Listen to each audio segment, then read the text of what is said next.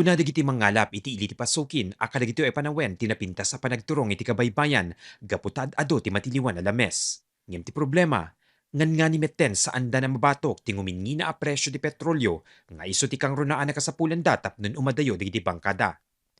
Tapnon matulungan dagiti inna mapulo ket lima amang ngalap manipud barangay Karuan, Dilavo ken Davila, na ipaayanda ti 3,000 pesos ti balor na fuel subsidy babaen iti Bureau of Fisheries and Aquatic Resources wenno BFAR.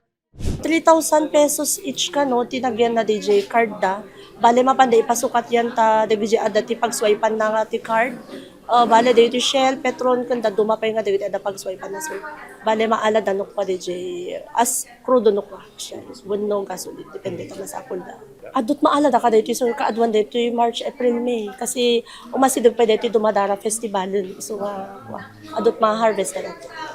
Mangnamnama ti Municipal Agricultural Officer ang matulungan amin digiti rehistrado ang mangalap iti ilida nga umabot iti nasurok sa 1,000. Sapay na kumata, dagiti ito dumapay nga fisher po tayo kat mairaman to pay kasi dito na itatatak 65 pay lang nga beneficiaries ti maikan. Kat adaan tayo iti 1,000 plus nga fisher po ti pasukin. May sa ni Bernard kadagiti beneficiaryo ti fuel subsidy distribution ti BFAR. Kuna nasakbay na pasamak ti US-Israel versus Iran war, agarup 800 pesos ti balor na ti fuel nga ikarkarga na iti bangkana.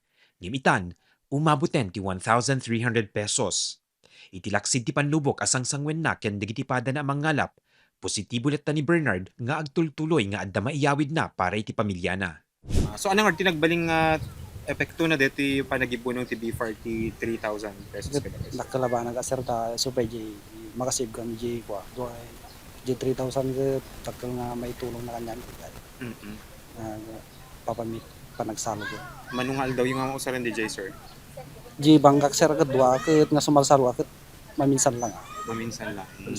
So maminsan lang nga sir so after nga naibus dili 3,000 sir kaso nito karon. agapuman bulsan sir Wow. Kaya tayo pa sir.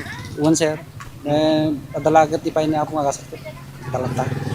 Kabayatan na ko na ti BFAR at ti fuel subsidy na ipaay kadagiti sumagmamano ang mangalap iti ili ti pasukin ket inisyal laeng nga tulong. Manamnama nga dapay dagiti sumarsaron na tulong ken mairaman pay ang mabenepisyaran dagiti dadduma pay a rehistrado ang mangalap manipod kaditi sabali pay a coastal municipalities iti probinsya. Kunada nga agtultuloy pa iti intervention ti BFAR tapnon ti kasta ket matulungan da dagiti mangalap iti pagsapulan da. Kasi ti barangay Dilavo ana ipayan ti Lambaklad. Babaen kada itoy, basbasit iti kasapulan digiti bangka a fuel, gaputa saan da na masapol ti pumateng nga. Yung ating pong lambaklad po ay ang pros po nito is yun nga po nakakasave po sila ng gasolina, pero kung ito man po ay magkakatabi-katabi po, ay yun din po yung medyo nakakasagabal na din po sa ating para makontrol po natin yung ating stocks kung magkakatabi-tabi po na barangay na meron po ito. Malaksid kada itoy, ipapaipay ti BFAR ti dadduma pay a klase ti tulong para kadagiti mangalap.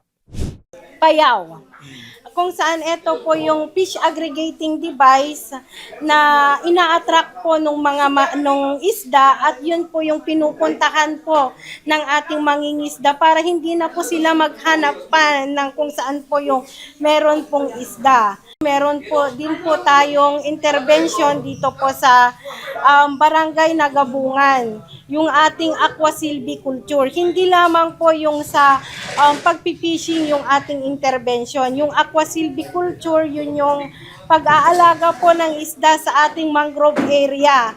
Mark Magdirila, Balitang Solid North.